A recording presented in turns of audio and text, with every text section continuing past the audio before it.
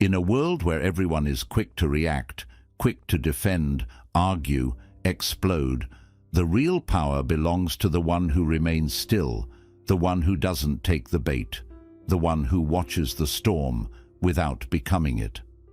The Buddha once said, "You will not be punished for your anger, you will be punished by your anger." Let that sink in, because the moment you react, you give your power away. But when you master the mind, when you train yourself to respond with silence instead of rage, no one can control you. Not with words, not with chaos, not with fear. This is the essence of Buddhist wisdom, to rise so far above the noise that nothing can touch your peace. And in this video, I'm going to share with you 7 powerful lessons that will train your mind to do exactly that. If you're tired of being triggered, if you want to become untouchable, unshakable, and deeply calm, then listen closely, because once you understand this, you'll never react the same way again. 1. Detachment is the key to inner power. In this world, most people live like leaves in the wind, tossed around by opinions, emotions, and circumstances they cannot control. One harsh word from someone and their entire mood collapses. One small failure, and they begin to question their worth. This happens because they are attached to approval, success, comfort, reputation, and outcomes. Buddhism refers to this as upadana, which means clinging or grasping. It's this mental and emotional clinging that becomes the root of suffering. The Buddha taught that suffering doesn't come from what happens to you, but from how tightly you cling to what you want to happen. You cling to being liked, to being right, to being in control. And every time life does not meet your expectations, your peace is shattered. Why? Because your happiness was never truly yours. It was rented out to external things. But here's the shift. When you begin to practice detachment, not from love or compassion, but from expectations and control, something remarkable happens. You realize that nothing outside of you has the power to disturb your inner stillness, unless you give it that power. Detachment doesn't mean you stop caring. It means you care deeply but with wisdom. You show up with love. You act with intention. But you no longer tie your identity to the result. Whether someone praises you or insults you, it doesn't move you. Whether you win or lose, it doesn't define you. Your center remains still. This is not coldness. This is clarity. Because when you stop reacting emotionally to everything, you create space. And in that space, peace grows. When you truly detach, you become like a tree in a storm, rooted, calm, and unshaken. If someone insults you, you don't need to respond. You smile because you understand. Their words are a reflection of them, not you. If someone praises you, you smile the same way, because you know your value was never based on what anyone thought in the first place. This is inner power. The person who no longer depends on anything external to feel okay becomes untouchable. You don't react. You don't resist. You observe. You breathe. You let go. And in that letting go, you stop being controlled by the world and start mastering yourself. That's when true peace begins. And from that peace, unshakable power rises. 2. Observe, don't absorb. One of the greatest skills Buddhism teaches is the art of watching without reacting. Life constantly throws emotions, words, and energies at you, some pleasant, many unpleasant. People project their pain, their insecurities, their anger. Situations arise that seem unfair or frustrating, and in those moments, most people absorb everything. They carry it in their chest, let it swirl in their minds, and soon they become what they were reacting to. They get angry because someone else was angry. They feel heavy because someone else dumped their negativity on them. But here's the truth. You don't have to absorb the energy around you. You can observe it and let it pass. Buddhist mindfulness practice, especially through vipassana meditation, trains your mind to become like a still lake. No matter what drops into it, a stone, a leaf, a storm, it creates ripples, yes, but it always returns to stillness. In the same way, your mind can witness what's happening without becoming what's happening. When someone speaks with anger, observe the anger, but don't catch it. See it for what it is, a temporary wave passing through their own suffering. When someone criticizes you unfairly, notice how it affects your body and mind, but don't become that reaction. Breathe, watch, let it rise and let it fall. You are not your thoughts, you are not your emotions. You are the awareness behind them, the silent observer that remains steady no matter how loud the mind becomes. This awareness gives you freedom, because once you realize that every feeling, every thought, every judgment is just a passing cloud, you stop chasing them, you stop fearing them, you stop letting them control your behavior. Think of it like this. If someone hands you a burning coal, but you don't grab it, you don't get burned. But if you grab it and hold on to it, now you suffer. That's what absorbing others' negativity does to you. It turns you into a mirror for their pain. But when you observe instead of absorb, you create emotional distance. You stay grounded. You stay light. And no matter how chaotic the world becomes, you are no longer ruled by it. This is not weakness. This is mastery. Because the most powerful person is not the one who controls others. It's the one who has learned to control themselves. So next time the world throws something at you, pause. Don't react. Watch it. Breathe through it. Let it pass. You are not here to carry everyone's energy. You are here to stand in your own. 3. The power is always in the pause. In every difficult moment, before the explosion, before the regret, before the storm, there's a tiny space. A brief moment between what happens to you and how you respond. That moment is small. Most people miss it. But that moment is everything. The Buddha understood this deeply. He taught that we are not prisoners of what happens. We become prisoners of our automatic reactions. And those reactions are fast. Someone insults you, and the ego wants to snap back. Someone cuts you off in traffic, and anger surges like a fire. A challenge appears, and fear grips you instantly. But here's the truth. You are not that first emotion. You are not the knee-jerk reaction. You are the one who can pause and choose. That pause is power. That pause is freedom. In that brief moment, if you train yourself, you can take a breath, come back to your center, and ask, what is the wise response here? Not the emotional one, not the habitual one, but the conscious one. Most suffering begins because we react blindly.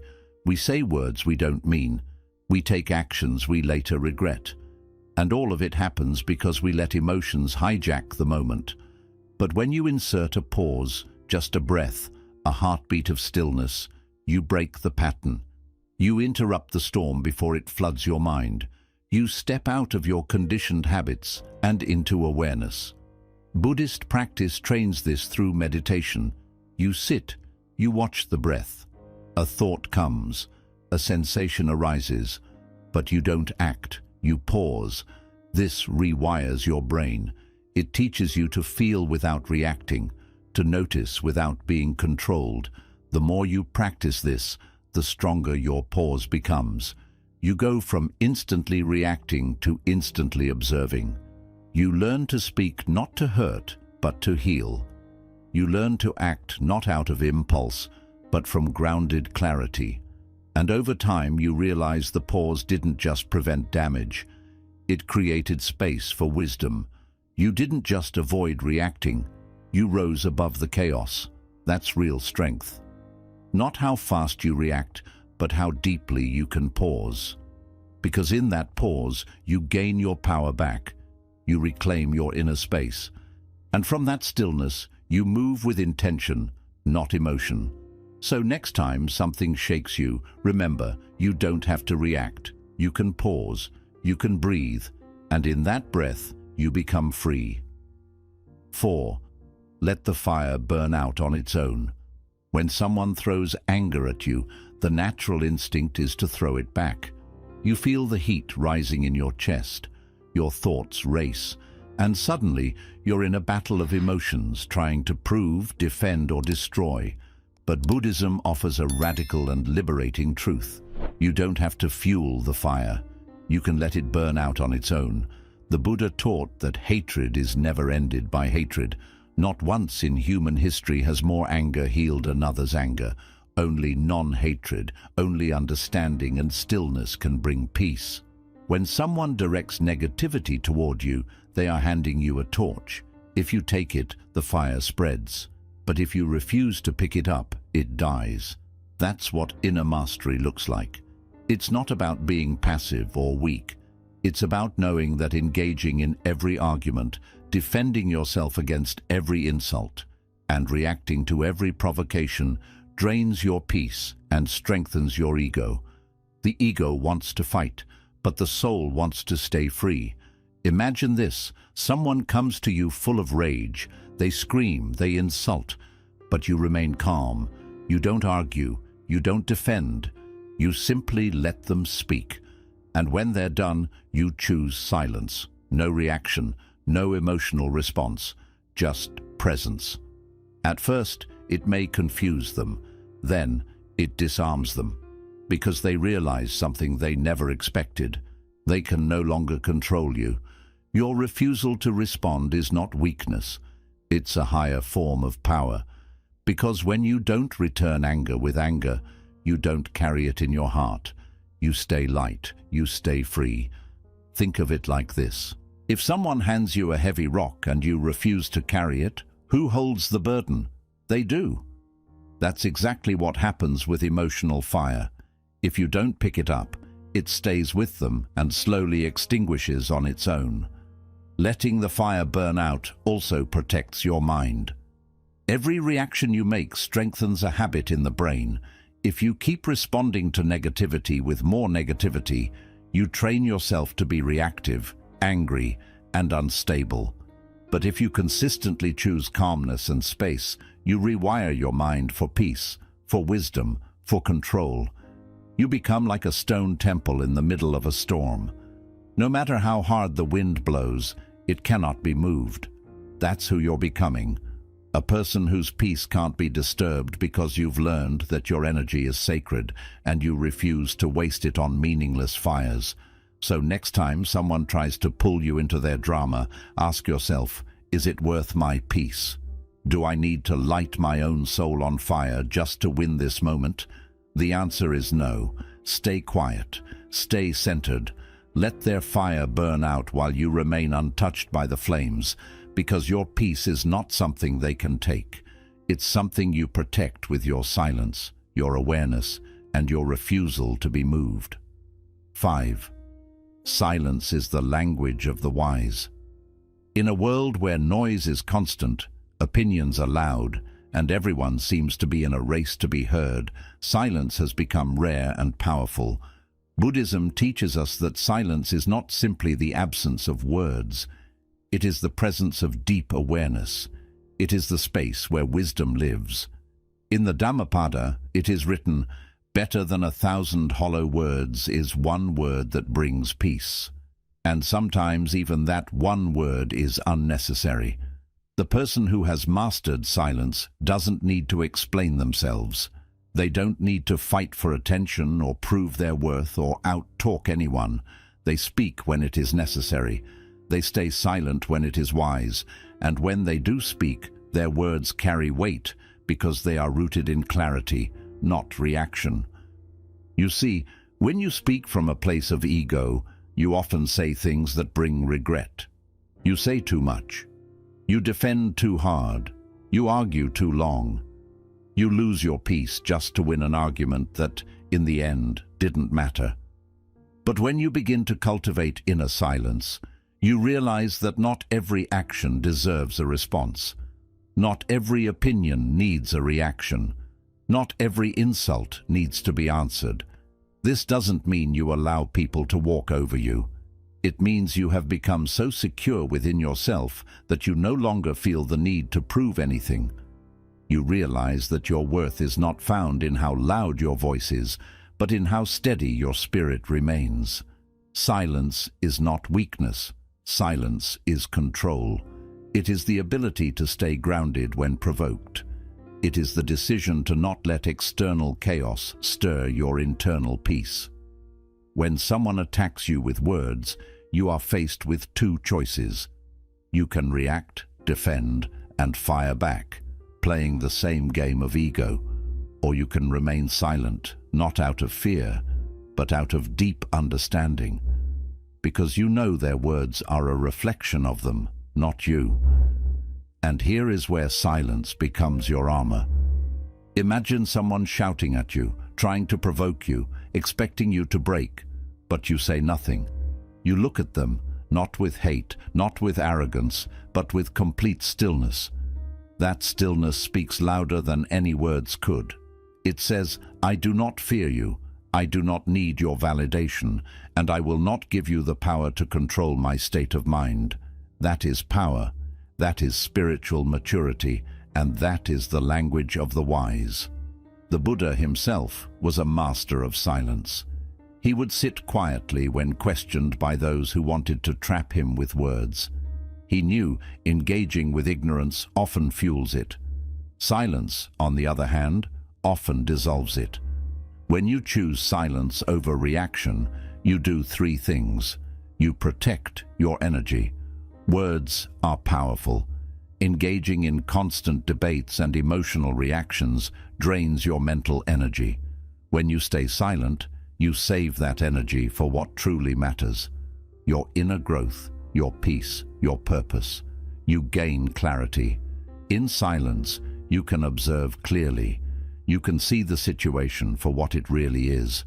You can notice your own emotional response before it explodes. And when you do choose to speak, your words come from wisdom, not from wounds. You break the pattern. Most people expect a reaction. They thrive on conflict. Your silence short-circuits their control. It leaves them confused, powerless. They cannot play with someone who refuses to enter the game. This is why monks, sages, and wise masters throughout history have embraced silence, not just as a practice, but as a way of life. Because silence is healing, silence is discipline, silence is strength in its purest form. And here's something powerful. Silence isn't only about not speaking to others. It's about learning to be silent with yourself. How often do we drown in mental noise, judging ourselves, worrying, reliving the past, fearing the future? True silence is when your thoughts no longer control you, when your mind becomes still like a calm lake, and your awareness simply observes without fear, without craving, without noise. That kind of silence is not just powerful, it's transformational. So if you truly want to become untriggerable, if you want to live from a place of deep peace, begin with this practice. Don't rush to speak. Don't respond out of impulse. Breathe, pause, and ask yourself, is this silence more powerful than anything I could say right now? Most of the time it is, because silence doesn't mean nothing is happening. Silence means everything is happening internally. It's in that silence that you grow. It's in that silence that you heal.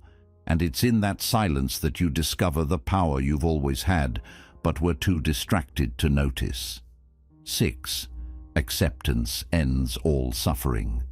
At the heart of Buddhist wisdom lies a truth that many struggle to face. Suffering is not caused by what happens to us, but by how we resist what happens. We suffer not because life is difficult, but because we believe it shouldn't be. We resist the pain, the loss, the discomfort, the unfairness, and in that resistance, we create a storm inside ourselves. The Buddha taught that all suffering arises from craving, from wanting reality to be something other than it is. We crave certainty in an uncertain world. We crave comfort in a world that constantly shifts. We crave control in a universe that owes us none. But life will not always go according to your plan. People will hurt you, dreams will break, health will fade, loved ones will leave, and no amount of control, worry, or resistance will change that. That's why acceptance isn't weakness. Acceptance is liberation. Now let's be clear. Acceptance does not mean you like what's happening. It doesn't mean you approve of injustice, betrayal, or failure. It means you stop fighting reality with your mind. You let go of the mental war that keeps you stuck, bitter and exhausted. When something painful happens, your first instinct might be to say, "This shouldn't be happening." But that thought alone doubles your suffering. You feel the pain of the event and the pain of resistance. Acceptance, on the other hand, is saying, "This is what is. I don't have to love it, but I don't have to fight it either." Imagine you're caught in the rain with no umbrella. You can scream at the sky, curse the clouds, and get angry about being wet.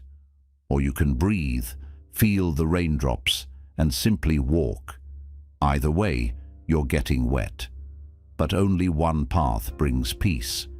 This is what Buddhist acceptance looks like. It's an internal surrender to the truth of the moment. Not because you're giving up, but because you're waking up. You're waking up to the reality that resisting the present moment only deepens your suffering.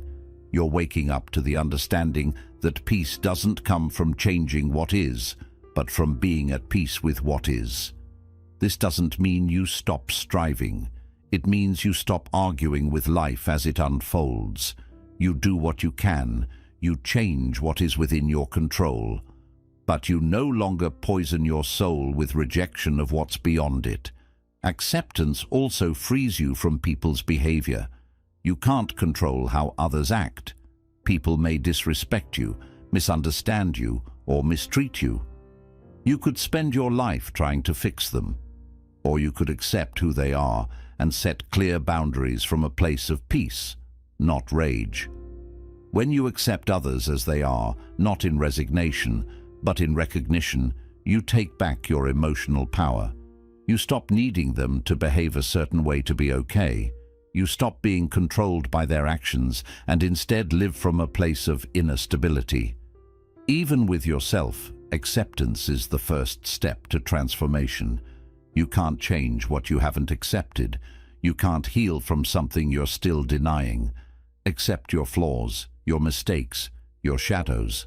Not because you want to stay there, but because only from full awareness can you begin to evolve. And here's the beautiful paradox. The moment you stop resisting your pain, it begins to soften.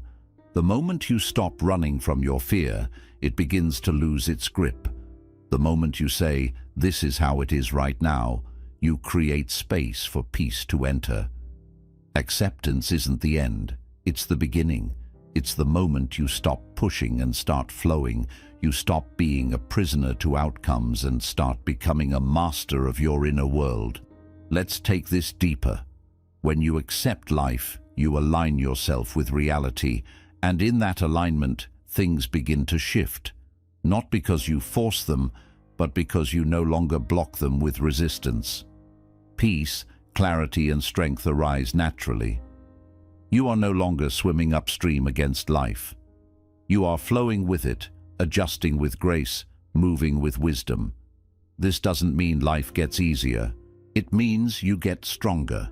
You are no longer shaken by every change, every loss, every discomfort, because you've stopped expecting the world to behave a certain way.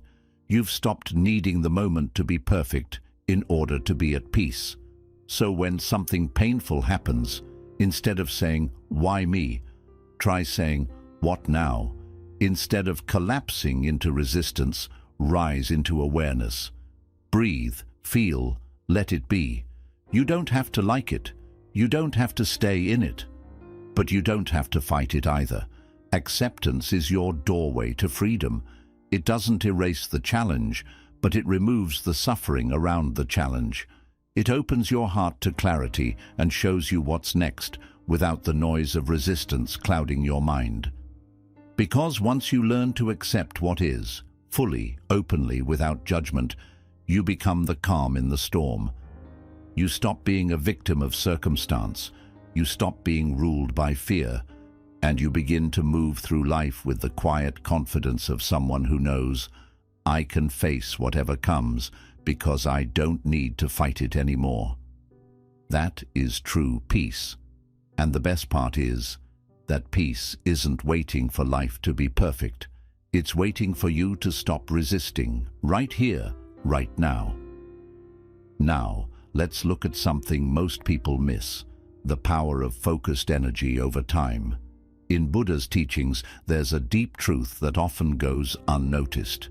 It's the idea that small, steady efforts of the mind, when repeated, create real and lasting change. This is called bhavana, the training and growth of the mind. Simply put, your life moves in the direction of your attention, and when your focus is calm, steady, and purposeful, even the smallest inner shifts can lead to big change. But here's the challenge many face: scattered energy. Their focus is spread in too many directions. They react to random comments. They're distracted by phone alerts. They're pulled by emotions they never take time to notice.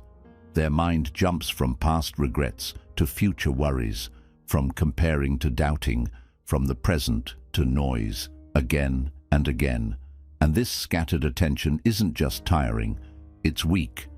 Because energy without direction is like water without a container. It spills, it fades, it disappears. But when you begin to hold that energy with mindfulness and clear intention, everything begins to change. It spreads your energy thin. It makes your mind quick to react. It leaves your spirit uneasy. Buddhism shows the opposite way. It teaches you to pull your energy back, bring your focus to the present moment, train it, sharpen it, aim it like a beam of light, and use that steady energy for growth, peace, and clarity. This isn't something you do just once. It's something you practice every day, with every breath, with every reaction you choose not to follow, with every negative thought you notice but don't obey, with every quiet moment in the middle of noise. And slowly, something beautiful and almost unseen begins to happen. You start to change from within, not because you forced it, but because you grew it. Let's understand this clearly. Picture a drop of water falling on the same rock every day. One drop looks like nothing, but drop after drop, over time, the rock is shaped. Your mind works the same way. Every time you return to awareness, you reshape it. Every time you choose calm over reaction, you build discipline. Each time you stay silent instead of striking out, you grow your inner strength. These small changes may seem tiny at first, but with time, they add up. They bring real change that becomes part of you, not because you tried hard, but because you trained well. This is what leads to real change.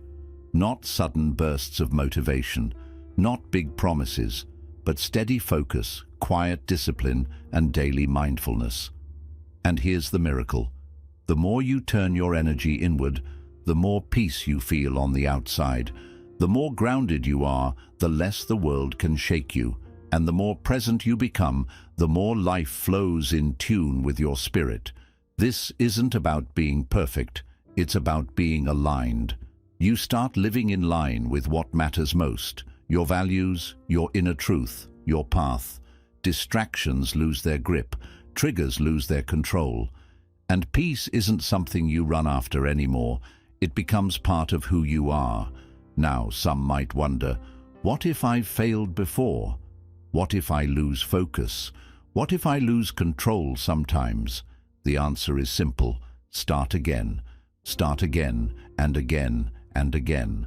That's the path of practice.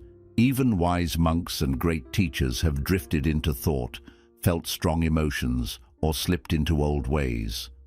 But they returned. They brought their focus back. And each time they returned, they grew stronger. You don't need to be perfect to change your life.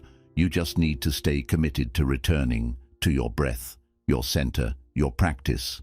This kind of focused energy isn't harsh. It's not about forcing or pushing. It's about gently reminding yourself again and again what truly matters, and letting your actions, your words, and your thoughts slowly line up with that. Over time, your nervous system starts to calm down, your reactions slow, your breathing gets deeper, and your presence is felt, not just by you, but by the people around you. You become someone whose calmness brings calm to others, whose quiet says more than loud words, whose energy stays steady no matter what. Because you've trained yourself, moment by moment, choice by choice, to become steady and strong. That's the power of focused energy over time. And that's what Buddhism helps us see. You don't have to conquer the whole world. You only need to fully meet this moment, with mindfulness, with care, and then do it again. One breath at a time, one pause at a time, one mindful action at a time. Because when you do, your whole life begins to shift. Not all at once, but deeply, slowly, and beautifully. Now you can see the real goal isn't to control the world. The goal is to understand and guide yourself. You don't need to win every fight. You don't have to respond to every insult. You don't need everyone to get you or praise you. Because true peace, the kind that can't be shaken, doesn't come from changing the outside world. It comes from changing what's inside. Through detachment, you release the things that once held you back. Through observation, you learn to see clearly without being carried away by every wave. Through the pause, you take back your power before emotions take over. Through non-reaction, you let the fire die out without feeding it. Through silence, you rise above the noise and become a quiet force of strength. Through acceptance, you stop fighting reality and begin to move with it. And with focused energy, you gently and steadily reshape your whole life from within. This isn't a change that happens overnight. It's a daily practice, a return to stillness, moment by moment. But the more you follow this path, the stronger and steadier you become. People may still try to upset you. Life may still challenge you. But you will no longer be controlled by it. You will watch it. You will understand it. And you will stay calm within it. That is real freedom. That is true strength. So the next time life tries to pull you off balance, remember, you are the mountain. You are the quiet. You are the space between trigger and response. And in that space, nothing can harm you.